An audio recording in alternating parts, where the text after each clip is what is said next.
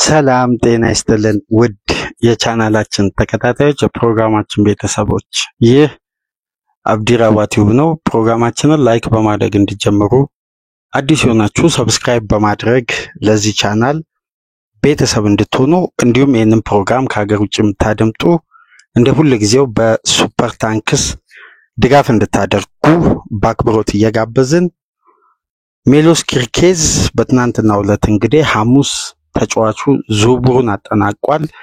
ሊቨርፑልም ሜሎስ ኪርኬዝን ሶስተኛው የሳመር ዝውውር መስኮት ፈራሚ መሆኑን አረጋግጧል። ከተጫዋቹ ዝውውር ጀርባ ስላሉ ጉዳዮች ሊቨርፑል ለምን ሜሎስ ኪርኬዝን ብቻ በተናጥል ለማዘዋወር በግራ ፉልባክ በኩል ሌሎች አማራጮችን በመተው ኪርኬዝን ታርጌት ለምን እንዳደረገ የተጫዋቹ ወደ ሊቨርፑል ቤት መምጣት በሊቨርፑል ቤት የሚቀይረውን ትላልቅ ኳሊቲዎችን በማንሳት እንግዲህ በዚህ ፕሮግራም እንወያያለን። የኢብራሂም ኩናቴ ኮንትራት ጉዳይ፣ የዲያዝ በተመሳሳይ አዲስ መረጃ ተሰምቷል። እንዲሁም የማርክ ጉይ ወደ ሊቨርፑል መቃረቡን ለሊቨርፑል ቅርብ የሆኑ ሪፖርተሮች እየጻፉ ነው የሚገኙት። እነዚህን ጉዳዮች በአጠቃላይ ጠቅለል አድርገን በዚህ ፕሮግራም እንመለከታለን። በተለይ የሜሎስ ኪርኬዝና የጀሪሚ ፍሪፖንግ ሁለቱም ፉልባኮች ሊቨርፑል ማስፈረሙ የትሬንት አሌክሳንደር አርኖልድና የአንዲ ሮበርትሰን ላለፉት 8 የውድድር ዓመት በሊቨርፑል ቤት በቋሚነት ሲያገለግሉ የነበሩ ሁለት ፉልባኮች የነሱ ዘመን ማብቃት በአዲስ ኢነርጂ በአዲስ ጉልበት በወጣት እድሜ እንግዲህ ሊቨርፑል አዲስ ሁለት ፍጥነት የድሪብል ስኪል እና የኦቨርላፕ የአንደርላፕ ቴክኒክ የተካኑ ሁለት ፉልባኮችን በተለይ ደግሞ ከአሰልጣኝ አርነ ስሎት ሲስተም ጋር ተስማሚ የሚሆኑ ሁለት ወጣት ተጫዋቾችን አስፈርሟል። የነዚህ ተጫዋቾች መምጣት በሊቨርፑል ቤት ያለፈውን ዘመን ሊቨርፑል ከአንዲ ሮበርትሰን እና ከአርኖልድ ሲያገኝ የነበረውን ጥቅም እነዚህ ተጫዋቾች በተሻለ ደረጃ ወይም በላቀ መልኩ ሊቨርፑልን ሊያገለግሉ ይችላሉ ወይስ የነዛ ተጫዋቾች ጥምረት ይበልጣል የሚለውን እንግዲህ በቀጣይ የውድድር ዓመት በደንብ የምናየው ነው የሚሆነው። ነገር ግን በእግር ኳስ እንግዲህ ከዚህ ቀደም የተለያዩ ፉልባኮች ከአራት እና ከዛ በላይ የውድድር ዓመት አብሮ በጋራ በመቆየት በዓለም ላይ አስደናቂ ጥምረት ሲያሳዩን ነበር። ለምሳሌ በብራዚል ብሔራዊ ቡድን ሮቤርቶ ካርሎስ እና ካፉ ለረጅም ጊዜ ሁለቱ የብራዚል ናሽናል ቲም አስደናቂ ፉልባኮች ነበሩ። በኤሲ ሚላን ደግሞ ማሪዮ ታሶቲ እና ፓውሎ ማልዲኒም በአንድ ዘመን የተወራላቸው ብዙ የተባለላቸው ፉልባኮች ነበሩ። በማንቸስተር ዩናይትድ ፈርጊ ቤቢስ በሚባል ያ የማንቸስተር ዩናይትድ ዘመን ኤርዊን እና ጋሪ ኔቭል ምርጥ ፉልባኮች ነበሩ ሁለቱ ተከላካዮች እና ከነዚህን ጊዜያት በኋላ ነው ከረጅም ጊዜ ቆይታ በኋላ የማርሴሎ እና ካርቫሃል አራትና ከዛ በላይ የውድድር ዓመት አብሮ በጋራ ስኬታማ ሆኖ በማድሪድ ቤት በምርጥ ጥምረት ሁለቱ ፉልባኮች ማድሪድን ለትላልቅ ውጤታማ የውድድር ዓመት እንዲያሳልፍና ትላልቅ ዋንጫዎችን እንዲያሳካ ምክንያት ከነበሩ ተጫዋቾች መካከል እነዚህም ይጠቀሳሉ። ከ2014 እስከ 2022 ድረስ አብሮ በጋራ መጫወት ችለዋል ካርቫሃል እና ማርሴሎ።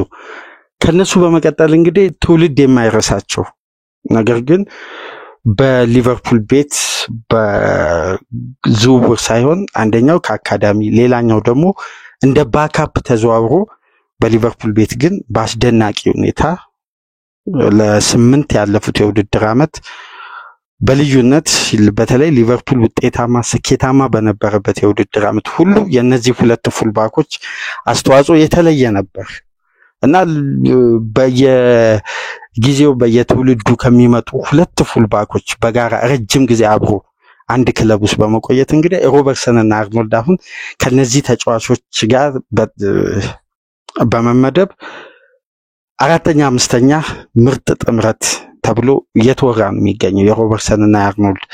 ነገር ግን የሁለቱ ተጫዋቾች ሊቨርፑልን ረጅም ጊዜ ሲያገለግሉ በ2019 20 18 19 1920 የውድድር ዓመት ለሁለት ተከታታይ የውድድር ዓመት አርኖልድ 12 እና 13 አሲስት በማድረግ ሮበርትሰን ደግሞ በ2019-20 ከአርኖልድ በመቀጠል 12 አሲስት በማድረግ አርኖልድ ደግሞ ከዛም በኋላ በ2021-22 12 ግብ የሆኑ ኳሶችን አመቻችቶ በማቀበል ሮበርትሰን ልክ እንደ አርኖልድ በ2018-19 የውድድር ዓመት 11 በ2021 እና 2022 10 አሲስት በማድረግ እነዚህ ተጫዋቾች ሊቨርፑል በየውድድር ዓመቱ ከማንቸስተር ሲቲ ጋር እላስጨራሽ ትግል በሚያደርግበት ወቅት የሁለቱ አስተዋጽኦ በተለየ ይነሳ ነበር። በተለይ አርኖልድ በሊቨርፑል ቤት 516 ቻንሶችን ክሬት በማድረግ ሮበርትሰን 446 በተመሳሳይ ወደ አርኖልድ የሚቀርብ ቁጥሮችን በማስመዝገብ እንግዲህ ሁለቱ ፉልባኮች በአስተማማኝ ሁኔታ ከ2017-18 የውድድር ዓመት አንስቶ በአስገራሚ ሁኔታ ሊቨርፑልን ሲያገለግሉ ነበር። አሁን እንግዲህ ሁለቱን ተጫዋቾች የመተካት ስራ ነው። ሊቨርፑል በግራ ፉልባክ ፖዚሽን ላይ ሪካርድ በሆነ ዋጋ ነው ኪርኬዝን ያስፈረመው። የክለቡ ሪካርድ ፈራሚ በግራ ፉልባክ እንደምታስታውሱት አልቤርቶ ሞሬኖ ነው። ይሄ ተጫዋች እንግዲህ በየርገን ክሎፕ ተመራጭ ሆኖ ሮበርትሰን እንደ ባካፕ ተይዞ ነበር የውድድር ዓመቱን የጀመረው እና ከፖርቶ ጋር በሻምፒየንስ ሊግ ጨዋታ የምድብ ጨዋታ ላይ አልቤርቶ ሞሬኖ ባጋጠመው ጉዳት ምክንያት ለሁለት ወራት ከሜዳ ሲርቅ ሮበርትሰን እድሉን አገኘ። ከዛን ጊዜ አንስቶ እንግዲህ በሊቨርፑል ቤት በቋሚነት አገልግሎ እንግዲህ በስኬታማነት ተጫዋቹ አሁን ላይ 31 ዓመቱ ላይ ነው የሚገኘው። ትናንት ምሽት በወጡ መረጃዎች ከሆነ አትሌቲኮ ማድሪድ ከዝውውሩ መውጣቱ እየተሰማ ነው የሚገኘውና አሁን ወደ አትሌቲኮ ማድሪድ ይሄዳል የሚለው ጉዳይ ከጊዜ ወደ ጊዜ እየቀነሰ መጥቷል። ባይሆን ኮስታስ ሲሚካስ ወደ ሊድስ ዩናይትድ የመሄድ እድል አለውና የሜሎስ ኪርኬዝ ባካፕ ሆኖ ሊያዝ የሚችለው አንዲ ሮበርትሰን እንደሆነ አሁን ላይ የሚወጡ ዘገባዎች ያሳያሉና ሊቨርፑል ደስተኛ አይደለም። ተጫዋቹን ልምዱን ላለማጣት በተለይ የቲም ስፒሪት የአንዲ ሮበርትሰን የቲም ስፒሪትና ከክለቡ ኃላፊዎች ጋር ከክለቡ ተጫዋቾች ጋር ያለው መግባባት በእጅጉ ለሊቨርፑል ስለሚጠቅም ተጫዋቹን ለማቆየት ይወሰኑ ይመስላል እና አሁን ሊቨርፑል የኪርኬዝንና የጀረሚ ፍሪምፖንግ በቀጥታ ሁለቱም ፉልባኮች በመተካት አዲስ ኢራ ነው እንግዲህ ሊቨርፑል ቤት የተፈጠረው። ነገር ግን ሊቨርፑል እነዛን ሁለት ተጫዋቾች በእንዲህ መልኩ ይተካል ተብሎ በቀላሉ አልተጠበቀም። ነገር ግን ከዚህ ዝውውር ጀርባ ደግሞ የሪቻርድ ሂውዝ እና የነ ኤድዋርድ ቡድን የነበረው ቅንጅትና የቀደም ብሎ ቡድኑን በጥገናዊ ለውጥ በፖዚሽኑ ላይ አስፈላጊ ተጫዋችን ጊዜና ሰዓቱን የጠበቀ ዝውውር ለማድረግ ውድድር ውስጥ ሊቨርፑል እያለ እነዚህ ስራ አስኪያጆች ውጫዊ ስራዎችን እየጨረሱ ነበር። እንደውም አሁን ላይ የኪርኬዝ ዝውውር ከተጠናቀቀ በኋላ እንደሚወጣው መረጃ ከሆነ ሊቨርፑል ፌብሩዋሪ ወር ላይ ነው የኪርኬዝን ዝውውር በተጫዋቹ በኩል ያጠናቀቀው።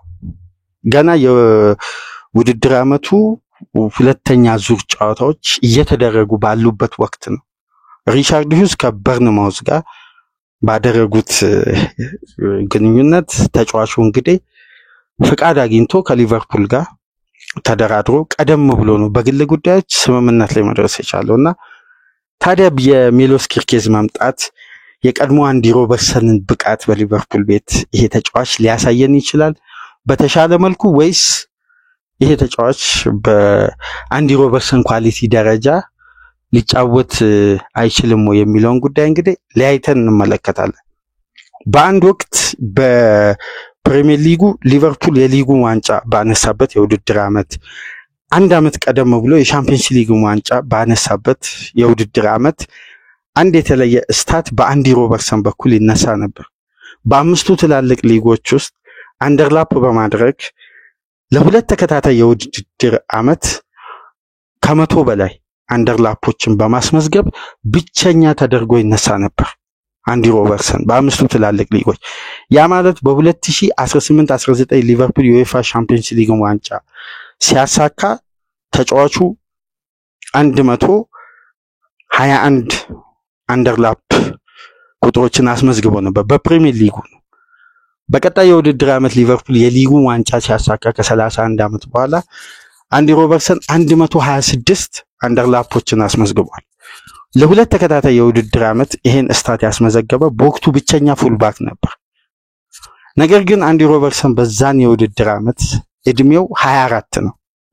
24 እድሜ ላይ ነበር። በተጠናቀቀው የውድድር ዓመት በፕሪሚየር ሊጉ ሮበርትሰን 68 አንደርላፖችን ያስመዘገበው። ነገር ግን በአምስቱ ትላልቅ ሊግ ብቻ ሳይሆን 7 ትላልቅ ሊጎችን አብረው በጋራ ወስደን በግራ ፉልባክ በኩል ከተጫወቱ ተጫዋቾች በአጠቃላይ አንደርላፕ ያደረጉ ተጫዋቾችን ስም ዝርዝር ስንመለከት እንግዲህ በአንደኝነት የምናገኘው ሜሎስ ኪርኬዝ 131 አንደርላፕ ያስመዘገበ ብቸኛ ተጫዋች ነው። በሰባት ሊግ የፖርቱጋልና ኤሪዲቪዚ ተካቶበት ብቸኛ ተጫዋች አድርጓል። ይሄ ተጫዋች ገና 21 ዓመቱ ነው። የአንዲ ሮበርትሰን ፕራይም ታይም ወይም ሊቨርፑል ለሁለት ተከታታይ የውድድር ዓመት ሁለት ግዙፍ ዋንጫዎችን ሲያነሳ የአንዲ ሮበርትሰን አስተዋጽኦ የተለየ ነበር። በዛ የውድድር ዓመት የብቃቱ ከፍታ ላይ ሆኖ ሮበርትሰን ያውም ብስለቱ ከፍ ባለበት 24-25 ዓመቱ ላይ እያለ ነው እነዛን ትላልቅ ቁጥሮች አስመዘገበው። ገና ሜሎስ ኪርኬዝ 21 ዓመቱ ነው። ከወዲሁ ግን ይሄ ተጫዋች ትልቅ ተስፋ የተጣለበትን ብቃት አምና ያሳየው 131 አንደርላፖችን አስመዝግቦ ነው። ይሄ ደግሞ ከአንዲ ሮበርትሰን በእጥፍ ይበልጣል እና የዚህ ተጫዋች አቅም አንደኛው መለኪያ የነበረው በስካውት ሪፖርት ውስጥ ከታዩ ጉዳዮች የኪርኬዝ አንደርላፕ ብቃት ነው። በዚህ ደግሞ ተጫዋቹ የተለየ እድገት ከመጣበት የውድድር ዓመት በተሻለ ሁኔታ አምና ማገልገሉ ነው። ለአንድሬ ኢራኦላ በርንማውዝ በ21 ዓመቱ እንግዲህ 1975 ደቂቃ በላይ በፕሪሚየር ሊጉ የተጫወተ ብቸኛ ተጫዋች ነበር በግራ ፉልባክ በኩል። ይሄ ማለት በ2023-24 የውድድር ዓመት ነው። ከዛም በኋላ እንግዲህ በ2024-25 በተጠናቀቀው የውድድር ዓመት ከ2500 ደቂቃዎች በላይ በሜዳ ውስጥ ቆይታ አድርጓል። ነገር ግን ተጫዋቹን ሊቨርፑሎች ከመለመሉበት ወይም ነጥለው ይሄን ተጫዋች ብቻ ለማዘዋወር ታርጌት ካደረጉባቸው ምክንያቶች መካከል የተጫዋቹ የፍሌክሲቢሊቲ አቅም፣ የቅልጥፍናና የማጥቃት እንቅስቃሴውን በእጅጉ የሚፈልጉትን አይነት ኳሊቲ ማሟላቱ። በአርነ ስሎት አጫዋወት ውስጥ ከሚፈለጉ ጉዳዮች መካከል አንዱ ፍሌክሲቢሊቲ ነው። በሚገኙበት ፖዚሽን ላይ የሚያሳዩት ፈጣን እና ቀልጣፋ የሆነ እንቅስቃሴዎችን። ለዚህ ደግሞ የሜሎስ ኪርኬዝ እንቅስቃሴ በእጅጉ ተወዷል። ነገር ግን ተጫዋቹ በ2023-24 ከኤዜድ አልከማር ከተዘዋወረበት ጊዜ አንስቶ በበርንማውዝ ያሳየው እድገት በይበልጥ ለተጫዋቹ ሊቨርፑል በግራ ፉልባክ ፖዚሽን በሊቨርፑል በክለቡ ሪከርድ 40 ሚሊዮን ፓውንድ ሪከርድ እንዲከፍል ወይም ወደ 54 ሚሊዮን ዶላር እንዲከፍል ያስገደደውን የተጫዋቹን እድገት በተወሰነ መልኩ የስካውት ሪፖርቶች አሁን ላይ ይወጡ ነው የሚገኙት የተጫዋቹ ዝውውር ስለተጠናቀቀ። በዚህም እንግዲህ ሜሎስ ኪርኬዝ በ2023-24 ከነበረው በ90 ደቂቃ እድል የመፍጠር በአማካይ 0.5 ቻንሶችን ክሬት ያደርጋል። በተጠናቀቀው የውድድር ዓመት ይሄ ቁጥር በእጥፍ አድጎ አንድ እድል በ90 ደቂቃ ክሬት ያደርጋል በአማካይ ማለት ነው። ፖሴሽኖችን በማሸነፍ በ2023-24 የውድድር ዓመት ኪርኬዝ 4.1 ነው በ90 ደቂቃ ፖሴሽኖችን ያሸነፈው። ነገር ግን በተጠናቀቀው የውድድር ዓመት 4.6። ከዛም በኋላ የተጫዋቹን የዲፌንሲቭ አክሽኖችን ለማመልመል ትልቁ ስካውት የተመለከቱት ኢንተርሴፕሽኖችን ነው። ኳሶችን የሚያጨናግፍበት፣ የሚያስጠልበት፣ የተጋጣሚ ማጥቃት የሚቆርጥበትን እንቅስቃሴ ማለት ነው። በ2023-24 በነበረው ተጫዋቹ በአማካይ በ90 ደቂቃ 0.9 ኢንተርሴፕሽኖችን ነው የሚያደርገው። ነገር ግን አምና 1.4 ኢንተርሴፕሽኖችን በ90 ደቂቃ ያደርጋል። ሁሉም ስታቶች ከመጣበት የውድድር ዓመት በእጅጉ ከፍ ብሏል። የተጫዋቹ ገና 21 ዓመት መሆኑን ከግምት ውስጥ እያስገባን የዚህ ተጫዋች እድሜ ገና ነው፣ ብዙ ሊያገለግል እንደሚችል ያሳያል ይህ ቁጥር እና በተጫዋቹ እድገት ላይ ከታዩ ትላልቅ ጉዳዮች መካከል ሊጉን አዳፕት ማድረጉ ነው። በመጣ የውድድር ዓመት ካስመዘገባቸው ቁጥሮች በእጥፍ አብዛኛውን አሳድጓል። ያ ማለት የብቃቱን እድገት ሊጉን መላመዱ፣ በተለይ ደግሞ አሰልጣኙ አንዶኒ ያሮላ ስፔናዊው መሆኑ ደግሞ በይበልጥ ተጫዋቹ አቅሙን አውጥቶ እንዲያሳይ እድል ፈጥሮለታል እና የኪርኬዝ ስካውት ከሚያሳዩ ቁጥሮች መካከል አንደኛው ይሄ ነው። የተጫዋቹ ከጊዜ ወደ ጊዜ ሊጉን መላመድ ብቃቱን እያሻሻለ በአምስቱ ትላልቅ ሊግ የሚገኙ ክለቦች በአጠቃላይ ተጫዋቹን ታርጌት እንዲያደርጉ ማድሪድ፣ እንዲሁም ማንቸስተር ሲቲ፣ ማንቸስተር ዩናይትድ ተጫዋቹን ሲፈልጉት ነበርና ቀደም ብሎ ቃሉን ለሊቨርፑል ነበር የሰጠውና ምርጫውን ሊቨርፑል አድርጓል። በተጠናቀቀው የውድድር ዓመት በሊጉ በርካታ ስፕሪንት ያደረጉ ተጫዋቾች አሉ ከራሳቸው የመጫወቻ ክልል እና በዚህ በሊጉ ቁጥር 1 ተደርጎ የሚነሳው እንግዲህ የፉልሃሞቹ ሁለቱ ተጫዋቾች ናቸው። ይቅርታ የክሪስታል ፓላሱና የፉልሃሙ ፉልባክ ዳንኤል ሙኒዝ እና አንቶኒ ሮበርትሰን ናቸው በስፕሪንት በሊጉ አንደኛና ሁለተኛ የሚገኙት። ዳንኤል ሙኒዝ 905 ስፕሪንቶችን ሲያደርግ አንቶኒ ሮበርትሰን እንግዲህ 876። ሶስተኛ ደረጃ ላይ የተቀመጠው ሜሎስ ኪርኬዝ ነው። እነዚህ ሁለቱ ተጫዋቾች እድሜያቸውን ብትመለከቱ ሙኒዝ 28 ዓመቱ ነው፣ አንቶኒ ሮበርትሰን ደግሞ 30 ዓመቱ ነው። ነገር ግን የኪርኬዝ እድሜ ገና 21 ዓመቱ ነው። 845 ስፕሪንቶችን ማሳካት ችሏል። እንዲሁም ክፍት ከሆኑ እንቅስቃሴዎች ወደፊት በማጥቃት እንቅስቃሴ በቀጥታ ወደ ተጋጣሚ ቦክስ ዴሊቨር በማድረግ ክሮስ በማድረግ ወይም ኳሶችን በማሻገር በሊጉ ከፔድሮ ፖሮና ከአንቶኒ ሮበርትሰን በመቀጠል 132 ክፍት ከሆኑ እንቅስቃሴዎች ክሮስ በማድረግ ሶስተኛ ደረጃ ላይ ተቀምጧል። የፖሮ ልምድ ይታወቃል። የሮበርትሰን ደግሞ በሊጉ ረዘም ላለ ጊዜ ከፉልሃም ጋር አብሮ መቆየቱ ይታወቃልና እነዚህ ተጫዋቾች ሊጉ ላይ በአንደኛው ከፍ ባለ ክላስ፣ ሌላኛው ደግሞ ሊጉን በመላመድ የቆዩ ናቸው። ኪርኬዝ በሁለተኛ የውድድር ዓመቱ ነው እነዚህን ቁጥሮች ሲያስመዘግብ የነበረው፣ ያውም በበርንማውስ ሻምፒየንስ ሊግ መግባት ግዴታ ያልሆነበት የዩሮፒያን ውድድር ፖዚሽን ይዞ መጨረስ እንኳን ግዴታ ያልሆነበት ቡድን ነው። አትራፊ ሻጭ የሆነ ክለብ ውስጥ ተጫዋቾችን በመሸጥ ከመላው ዓለም የሚገኙ ወጣት ተጫዋቾችን አምጥቶ በማሳደግ የክለቡን ገቢ የሚያሳድጉ ክለቦች ናቸውና በዚህ ክለብ ውስጥ ሆኖ ተጫዋቹ በዚህ ደረጃ ትላልቅ ቁጥሮችን አሳክቷል እና ከፖሮና ከአንቶኒ ሮበርትሰን ጋር አነጻጽረውት በአንድ ቁጥር ግን ከነዚህ ሁለት ልምዳቸው ከፍ ካሉ ተጫዋቾች በአንድ የጨዋታ ስታይል ተሽሎ ይገኛል በቁጥር ማለት ነው። ክፍት ከሆነ እንቅስቃሴ አንቶኒ ሮበርትሰን 170 ክሮሶችን ነው ማለት እድሎችን ነው ክሬት ማድረግ የቻለው። ክፍት ከሆኑ እንቅስቃሴዎች ወደ ተጋጣሚ ቦክስ ክሮስ ማድረግ የቻለው 170 ክሮሶችን አድርጓል። ከነዚህ ውስጥ በአማካይ አንቶኒ ሮበርትሰን ማሳካት የቻለው 42% ነው። ፔድሮ ፖሮ 133 ክሮሶችን አድርጓል ክፍት ከሆኑ እንቅስቃሴዎች። ይሄ ደግሞ ተጫዋቹ ያሳካው 52 በቀጥታ ስኬታማ የሆነው 52% ነው። ሜሎስ ኪርኬዝ 132 ክፍት ከሆነ እንቅስቃሴ ክሮስ አድርጎ 69% እነዚህ ክሮሶች ተሳክተዋል።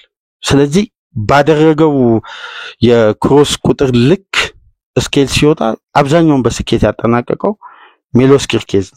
ይሄ አሁን ትልቁ መመዘኛ ተደርጎ ተጫዋቹን የሚያነሱበት ቁጥሮች ናቸውና ክፍት ከሆኑ እንቅስቃሴዎች በቀጥታ ዳይሬክት ክሮስ በተደረጉ እንቅስቃሴዎች ኪርኬዝ 85 ዳይሬክት ክሮሶች ማድረግ ችሏል።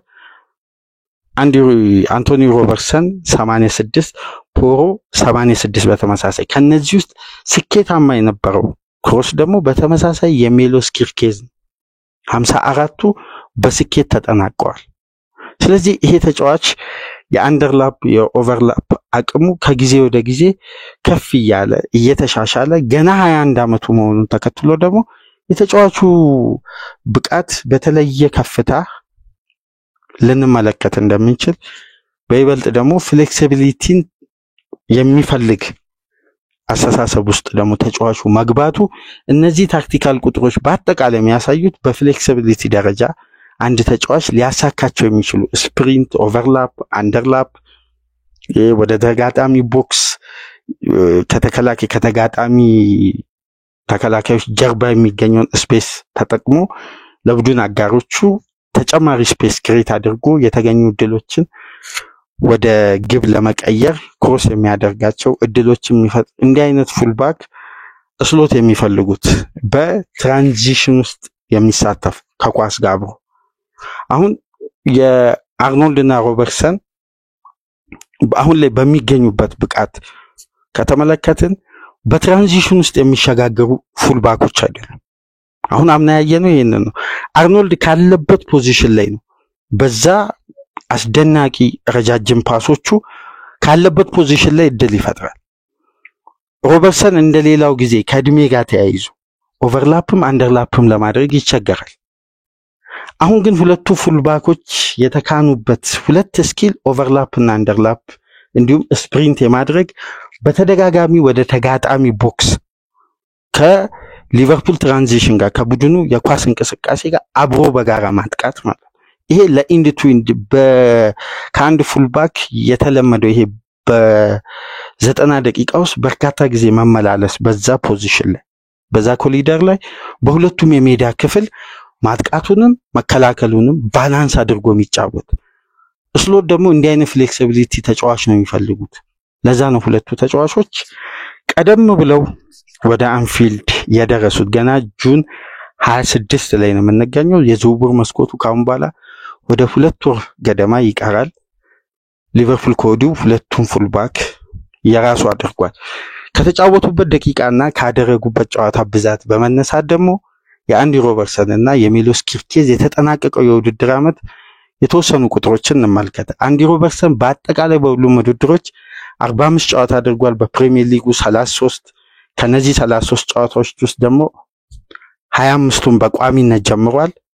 እነዚህ ጉዳዮችን ስንመለከት በአጠቃላይ በ90 ደቂቃ በአማካይ ሮበርትሰን የተሻለ ኳስ ይነካል። ምክንያቱም ሊቨርፑል በቢልድ አፕ በኩል በርካታ ኳሶችን በመንካት በሊጉ እንደምታውቁት ቫንዳይክ፣ ግራቨንበርግ በ90 ደቂቃ በአማካይ በተመሳሳይ ሙሉ 38 ጨዋታ በአማካይ እነዚህ ሁለት ተጫዋቾች ከ77.4% ኳሶችን ይነካሉ በአማካይ ከየትኛውም ክለብ በላይ ከሚገኙ ተከላካዮችና አማካዮች ውስጥ እነዚህ ተጫዋቾች ለተከታታይ ጨዋታ ይሄን ያክል የኳስ ቁጥር ይነካሉና አንዲ ሮበርትሰን 76.9 በ90 ደቂቃ ኳሶች ይነካል። ሜሎስ ኪርኬዝ ደግሞ 68.4 በ90 ደቂቃ የተሳኩ ፓሶችን በማድረግ አንዲ ሮበርትሰን 55.7 ፓሶችን ያደርጋል።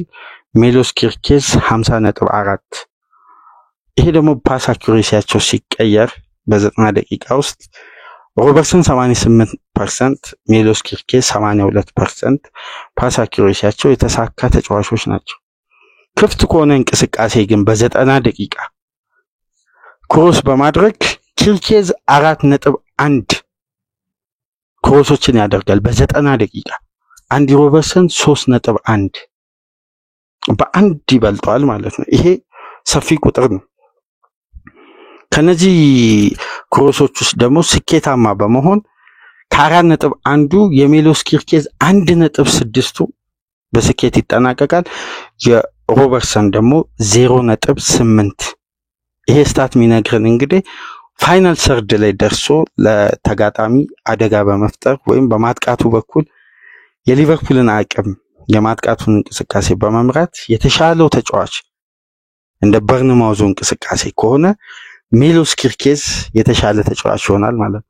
በኪርኬዝ ዙሪያ ካልተሰሙ ጉዳዮች መካከል አንዱ እና ዋነኛው በቁጥር ከተመለመሉ ጉዳዮች ውስጥ ይሄ ይጠቀሳል። ግን ተጫዋቹ ገና በ21 ዓመቱ እንግዲህ አንዳንድ ከእንግሊዝ ዋና የፕሪሚየር ሊጉ ሆም ፔጅ ላይ ያገኘነው መረጃ አለ ስለ ኪርኬዝ። በአጭር ዓመት ውስጥ ተጫዋቹ በርካታ ክለቦችን ቀያይሯል፣ ብዙ ክለቦች ዞሯል። በ6 ዓመት ውስጥ 9 ክለብ ነው ኪርኬዝ የቆየው። በ9 ክለቦች ሬጂስተር ተደርጓል ተጫዋቹ እና ተጫዋቹ በዚህ ደረጃ ለ6 ሀገራት ውስጥ 9 ዓመት መቆየት ማለት ከባድ ነው። በ9 ዓመት ውስጥ 6 የተለያዩ ሀገራት ከሊቨርፑል እና በርንማውዝ ቀደም ብሎ ተጫዋቹን እንግዲህ ከዜድ አልከማር ሪቻርድ ዩዚ አሁኑ የሊቨርፑል ስፖርቲንግ ዳይሬክተር እስከሚያመጣው ድረስ በኤሲ ሚላን የነበረው ደካማ ቆይታ ሳይሳካለት ተጫዋቹ ራሱን አውጥቶ እንዳያሳይ ምቹ አልነበረም የኤሲ ሚላን ቆይታው እና ይሄ ተጫዋች ይቅርታ በኤሲ ሚላን አንድ የሴሪያ ጨዋታ እንኳን ማድረግ አልቻለም። ቆይታው የተሳካ አልነበረም በሚላን እና የተወሰኑ ጊዜያትን እንግዲህ ወደ ጀርመን ተጉዞ ቆይታ አድርጓል። ምንም እንኳን የጀርመን ክለብ ለተጫዋቹ ኦፊሻል ጥያቄ ቢያቀርብም ተጫዋቹ የኔዘርላንዱን ኤዜድ አልከማር መርጦ ነው ወደ አልከማር የተዘዋወረውና በተወሰነ መልኩ የጀርመን ቆይታ የነበረው በሆቴል ነውና ቤትም መኖሪያ ቤትም አልነበረውምና ያን ጊዜ በከባድ ስትረስ ኪርኬዝ እንግዲህ የእግር ኳስ ህይወቱን በጣም አስጨናቂና ደባሪ ጊዜ ብሎ ያነሳል። ሙሉን ኢንተርቪው ምናልባት በሊቨርፑል ዩቲዩብ ቻናል ላይ ሙሉን መመልከት ትችላላችሁ። ብዙ ጉዳዮችን የሊቨርፑል ሪፖርተሮች እየጠየቁት ምላሽ ሲሰጥ ነበርና አስቸጋሪ ጊዜያት እንደነበሩ ኪርኬዝ ያን ወቅት ያነሳልና አሁን ምናልባት አሁን በዚህ ወቅት በ21 ዓመት ላይ የሚገኙ ጠንካራ ፉልባኮች መካከል ሊቨርፑል ምርጡን ፉልባክ አስፈርሟል። እንግዲህ ሜሎስ ኪርኬዝ አምና 38 ጨዋታ አድርጓል፣ ካቻምና 33። በሊቨርፑል ቤት ምን አይነት የጨዋታ ቁጥር ያስመዘግባል? ያን ኮንሲስተንሲ ይደግማል፣ ያን ኢነርጂ፣ ያ ፍጥነት፣ ያ ጉልበት። ገና 21 ዓመቱ ነው። ይሄን ተጫዋች እንዴት ስሎት ይጠቀሙታል? ከፕሪሲዝን እስከ የውድድር ዓመቱ መጀመሪያ ድረስ እንግዲህ አብረን በጋራ ነው የምናየው። ሜሎስ ኪርኬዝ እንግዲህ የሊቨርፑል ንብረት መሆኑ ሐሙስ ተረጋግጧል ማለት ነው። ሌላኛው ጉዳይ እንግዲህ በቀጥታ የምናልፈው ስለ ኢብራሂም ኩናቴና ሉዊስ ዲያዝ ኮንትራት ጉዳይ ነው። መጨረሻ ላይ እንግዲህ የማርክ ጉዊን እና የአሌክሳንደር ኢሳቅን የተሰማውን ከኒውካስል በኩል መረጃ እናነሳለን።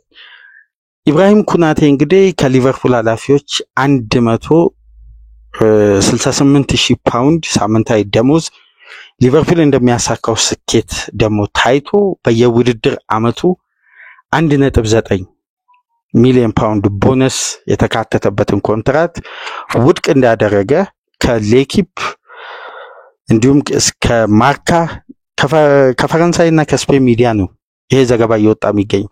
የትኛውም የእንግሊዝ ሚዲያ እስካሁን ድረስ ስለ ኢብራሂም ኩናቴ የኮንትራት ጉዳይ የተናገረው አዲስ መረጃ የለም ወይም የወጣ መረጃ የለም። ሁለቱም ሚዲያዎች ደግሞ ሌኪፕ ፓሪስ ሴን ጀርሜን ስለሚፈልገው ነው ወይም ተጫዋቹ ፈረንሳዊ ስለሆነ ቅርበት ስላለው፣ ማርካ ደግሞ ማድሪድ ኩናቴን ልክ እንደ አርኖልድ ማስፈረም እንደሚፈልግ በተደጋጋሚ ይጻፋል። እስካሁን ድረስ ግን ከየትኛውም የእንግሊዝ ሚዲያ ማረጋገጫ ወይም ከታመኑ ዘጋቢዎች ከነ ፖል ጆይስ ከነ ዴቪድ ኦርኒስተን ከተለያዩ የትላልቅ የቴሌግራፍም የአትሌቲክስም ሪፖርተሮች የጻፉት ነገር የለም።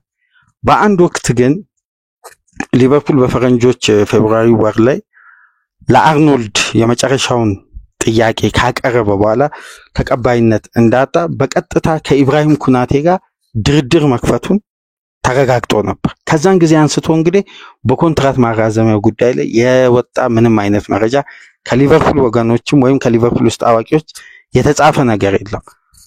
ተጫዋቹ ግን በማድሪድ መጫወት ይፈልጋል ይላል ማርካ።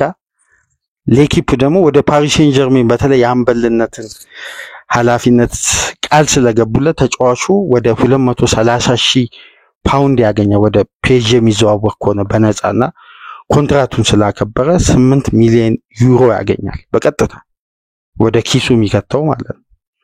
እና እነዚህን ጉዳዮች ቅድመ ሁኔታዎችን በማስቀመጥ ወደ ፓሪስ ሴን ጀርሜን የመምጣት እድል አለው ይላል ሌኪፕ። ማርካ ደግሞ ወደ ማድሪድ የመምጣት እድል አለው ይላል። ስለዚህ ሁለቱም ሚዲያዎች ቅርብ ለሆኑ ክለቦች እየጻፉ ነው የሚገኙ። እስካሁን ድረስ ግን በእንግሊዝ ሚዲያ ምንም አይነት የተሰጠ ኮንፈርሜሽንም የለም። እነ ፋብሪዚዮም በዝውውር በኩልም የሚዘግቡ ሪፖርተሮች ያወጡት መረጃ የለም። እስካሁን ግን መረጃዎች የሚወጡት ከስፔን እና ከፈረንሳይ ሚዲያ ብቻ ነው። ያን ደግሞ በዚህ ጉዳይ ላይ ያለውን እውነታ ተቀባይነቱን 50-50 ያደርገዋል። ለምን ለእንግሊዝ ለክለቡ ቅርብ የሆኑ ሪፖርተሮች እስካሁን ስለ ኢብራሂም ኩናቴ የኮንትራት ጉዳይ የተናገሩት ምንም አይነት ጉዳይ የለም። ምናልባት በቀጣይ ቀናት መረጃው መብዛቱን ተከትሎ አንድ ፍንጭ ይወጣል ተብሎ ይጠበቃል። ግን በፌብሩዋሪ ወር ሊቨርፑል ያቀረበው ጥያቄ በትክክል በወቅቱ የቀረበው የኮንትራት ጉዳይ 180,000 ፓውንድ ነው ሳምንታዊ ደሞዝ የሚለው። አሁን ደግሞ ወደ 168,000 ፓውንድ ወደ 1.9 ሚሊዮን ፓውንድ ቦነስ በቦነሱ ላይ ነው ያልተስማሙት ነው የሚሉት ሁለቱ ሚዲያዎችና በቀጣይ ቀናት ውስጥ አንድ ኮንፈርሜሽን እንሰማ ይሆናል። እንግዲህ መጠበቅ ነው። ነገር ግን ከስፔን ሚዲያ እነዚህ መረጃዎች እየወጡ ናቸው። ሌላኛው ጉዳይ የሉዊስ ዲያዝ ከኮሎምቢያ ሚዲያ ፔስሪ ከሚባል አንድ ጸሐፊ በኮሎምቢያ ተነባቢ ጋዜጣ የሚሰራ ሪፖርተር ከዚህ ቀደም ሉዊስ ዲያዝ በሊቨርፑል ይቆያል፣ ኮንትራቱን ያራዝማል በማለት የገለጸ የሚዲያ ባለሙያ ነው። በተጨማሪም በኮሎምቢያ ተደማጭ ሬዲዮዎች ላይ ይሰራል። ይሄ ሪፖርተር የሚለው የዲያዝ ተወካዮችና ሉዊስ ዲያዝ ቃላቸውን አጥፈዋል። ይሄ ጉዳይ ደግሞ ለሊቨርፑል ኃላፊዎች በጣም በዚህም ወቅት አናዳጅና ያበሳጨ ጉዳይ ሆኗል።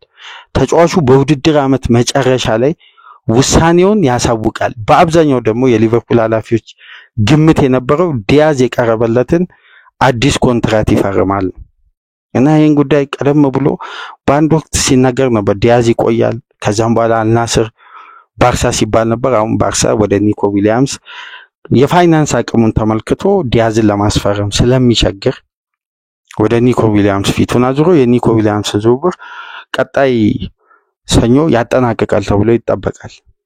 ሉዊስ ዲያዝ እንግዲህ ወደ አልናስር የመሄድ ዕድሉ በጣም ዝቅተኛ፣ ምንም እንኳን ከትናንት ምሽት ጀምሮ አልናስር በተደጋጋሚ የሚጠይቀውን የዲያዝን የመልቀቂያን ዋጋ ሊቨርፑሎች አክቲቭ ባያደርጉ አሁንም 85 ሚሊዮን ፓውንድ መቅረቡን ይሄ ሚዲያ ይዘግባል። ነገር ግን በዲያዝ ተወካዮችና በሊቨርፑል ኃላፊዎች መካከል የነበረው መልካም ግንኙነት መቋረጡን ይሄ ኮሎምቢያ ሚዲያ ዘግቧል። እስካሁን ድረስ ከየትኛውም የእንግሊዝ ሚዲያ ደግሞ ያገኘነው መረጃ የለም። በዚህም ተጫዋች ዙሪያ የኩናቴም በፈረንሳይ ሚዲያና በስፔን ነው፣ የዲያዝም ከሀገሩ ሚዲያ ነው እየወጣ የሚገኘው። ስለዚህ በቀጣይ ቀናት የነዚህ ተጫዋቾች የኮንትራት ድርድር አንድ ስቴጅ ላይ የተደረሰውን ሁኔታ እንግዲህ የሚያሳውቁ ይሆናል። እንደምታውቁት ኢብራሂም ኩናቴና ጃሬል ካውንሳ እኩል ነበር ሊቨርፑል ከሁለቱ ተጫዋቾች ጋር ኮንትራት ድርድር ጀምሮ ከኩናቴ ጋር ስምምነት ላይ ደርሶ ነገር ግን ኮንፈርም አላደረገም ወይ አልፈረመም። ከካውንሳ ጋር ተስማምቶ የ5 ዓመት ኮንትራት አስፈረሙት። አሁን በ40 ሚሊዮን ፓውንድ ነው ለባየር ሌቨርኩዘን የሸጡት።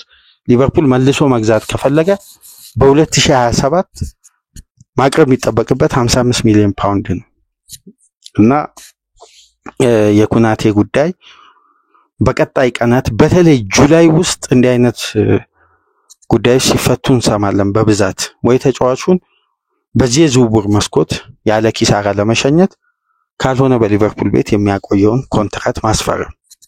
በመጨረሻም እንግዲህ የማርክ ጉይና የአሌክሳንደር ኢሳቅን ጉዳይ እንመለከታለን። የማርክ ጉይን እንግዲህ ለሊቨርፑል ቅርብ ከሆኑ ዘጋቢዎች መካከል እንግዲህ ሊቨርፑል ኢኮ የኢያን ዶሊ ጽሑፍ ምሽት ላይ እንደሚለው ከሆነ የሊቨርፑል ኃላፊዎች 35 ሚሊዮን ፓውንድ ባለፉት ጊዜያት ሲነገር የነበረው 55 ሚሊዮን ፓውንድ ነበር። ያ የሐሰት መረጃ ነው። ለአንድ ዓመት ኮንትራት ሊቨርፑሎች 35 ሚሊዮን ፓውንድ እና ተጫዋቹ በአመት ውስጥ የሚያደርገው ደቂቃ ከሚያደርገው ውጤታማነት ከግምት ውስጥ በማስገባት 4 ሚሊዮን ፓውንድ ለመጨመር በአጠቃላይ ወደ 40 ሚሊዮን ፓውንድ የጃሬል ካውንሳ ክፍያ ሙሉ ማለት ነው ፓኬጅ ለማርክ ጉይ ማቅረባቸውና ክሪስታል ፓላስ የተጫዋቹን ፍላጎት ተመልክቶ ይህን ጥያቄ ለመቀበል እንደተቃረበ እየተዘገበ ነው የሚገኘው በሊቨርፑል ኢኮ በኩልና ማርክ ጉይ ምናልባት በቀጣይ ሳምንት በቀጣይ የሥራ ቀናት ሊቨርፑልና ክሪስታል ፓላስ ከስምምነት ላይ ይደርሳሉ ተብሎ ይጠበቃል። የማርክ ጉይ ጉዳይ ግን በሊቨርፑል ማለት በተጫዋቹ በኩል ያለው ጉዳይ ለሊቨርፑል አሳሳቢ አይደለም። ያለፈው ሳምንት እንደሰማችሁት በስካይ ስፖርት ሪፖርተሮች በተለይ በኒኮላስ አማካኝነት የተዘገበው ጉዳይ ተጫዋቹ ከአርሴናልና ከሊቨርፑል ምርጫውን እንዲያሳውቅ ክለቡ በይፋ ለመደራደር ወይም በጠረጴዛ ዙሪያ ጥያቄዎችን ለማዳመጥ ፍላጎቱን ጠይቆ ወደ ሊቨርፑል መዘዋወር እንደሚፈልግ ተናግሯል። ይህንን ተከትሎ ታዲያ የሊቨርፑል ኃላፊዎች ይፋዊ ጥያቄ ትናንት ምሽት አቅርበዋል ነው የሚለው ኢያንዶሊ። ስለዚህ በቀጣይ ቀናት እነዚህ ጉዳዮች እንግዲህ ተብላልተው ሰፋ ባለመልኩ ይወጣሉ። ተጫዋቹ በግል ጉዳይ መስማማቱን ግን ካለፈው ሳምንት ጀምሮ የእንግሊዝ ሚዲያ ዴይሊ ሜልም ቴሌግራፍም ጉይና ሊቨርፑል ፐርሰናል ተርምን ቀደም ብሎ ቀርፈዋል ነው የሚባለው እና አሁን ክለብ ከክለብ ጋር የሚያደርገው ድርድር ነው የሚጠበቀውና ሊቨርፑል ምሽት ላይ ኦፊሻል ጥያቄ አቅርቧልና ይሄን ጥያቄ ለመቀበል ደግሞ ፓላስ ዝግጁ ነው። ምክንያቱም ተጫዋቹ 12 ወር ብቻ ነው የሚቀረው። ቀጣይ የውድድር ዓመት ይሄን ተጫዋች በነፃ ነው የሚያጣው። ስለዚህ ፓላስ ይሄንን ገንዘብ ከማጣት ቅድሚያ ለተጫዋቹ ፍላጎት ሰጥቶ የቀረበውን ጥያቄ ለማዳመጥ ዝግጁ መሆኑን ተከትሎ ነው ሊቨርፑል በአጠቃላይ የጃሬል ካውንሳን ክፍያ ለማርክ ጉይ ለማቅረብ ማለት አቅርቦ ምሽት ላይ ድርድሮች ተጀምረዋል። በቀጣይ ቀናት እንግዲህ ከስምምነት ላይ ያበቃቸዋል ነው የሚለው ኢያንዶሊ እንደሚለው ከሆነ ከስምምነት ላይ የሚያበቃቸውን ክፍያ ሊቨርፑል ያቀርበው። ስለዚህ ጉይ ወደ ሊቨርፑል በይበልጥ ካለፈው ሳምንት ከሚወጡ ሪፖርቶች በዚህ ሳምንት እንደተቃረበ ነው የሊቨርፑል ኢኮ ሪፖርተር የሚዘግበው። በመጨረሻም እንግዲህ አሌክሳንደር ኢሳቅና ኒውካስል መካከል አንድ ለሊቨርፑል ይሄ ጊዜና ሰዓትን የጠበቀ ጥያቄ እንዲያቀርቡ ታይሚንግ የፈጠረ ትልቅ መረጃ ከምሽቱ ተሰምቷል። በኒውካስል በኩል ጄምስ ትራፎርድ አንቶኒ ላንጋንና ጆዋው ፔድሮን ለማስፈረም 129 ሚሊዮን ፓውንድ አክቲቭ ኒውካስሎች ሲያደርጉ እንግዲህ የፕሪሚየር ሊግ ህግ ፕሮፊት ኤንድ ሳስቴናቢሊቲ ወይም ፒኤስአር ይሄን አክቲቬሽን እንዳለ ብሎክ አድርጓል ወይም ፌል አድርጓል። ጥያቄዎቹ ኒውካስል መክፈል አይችልም ይሄን ክፍያ ወይም ይሄን ያክል ገንዘብ ለማውጣት ክለቡ ቢያንስ 100 ሚሊዮን ፓውንድ የሚያወጣ ተጫዋች መሸጥ አለበት የሚል ቀጥተኛ ትዕዛዝ ሰምተዋል። ሬድ ቀይ መስመሩን አሁን ኒውካስል ረግጧል። ይሄን ክፍያ ማውጣት ካወጣ በውድድር ዓመቱ መጀመሪያ ክለቡ ነጥብ ተቀንሶበት ወይ ይጀምራል፣ ካልሆነ ሌላ ቅጣት ይጠብቀዋል። ነገር ግን አንድ ተጫዋች ወደ ባንክ አካውንቱ ጠቀም ያለ ክፍያ የሚያወጣ ተጫዋችን ከሸጠ ደግሞ ከዚህም የተሻለ ክፍያ ማውጣት እንደሚችል ተገልጾ እንግዲህ የነዚህን ሶስት ተጫዋቾችን ዝውውር ለማድረግ ከሶስቱም ተጫዋቾች ጋር በግል መስማማቱ ተናግሯል።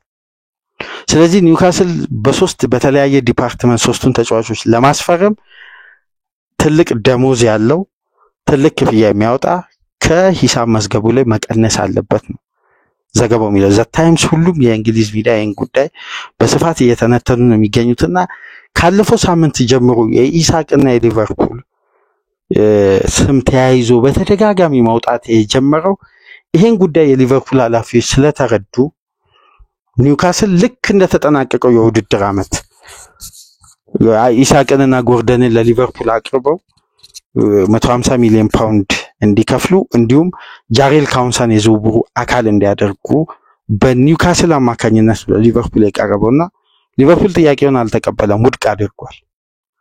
ግዙን የሚል ጥያቄ ነገር ግን ሊቨርፑሎች በቀጥታ ዝውውሩን ነበር የፈለጉት፣ ከስምምነት ላይ አልደረሱም።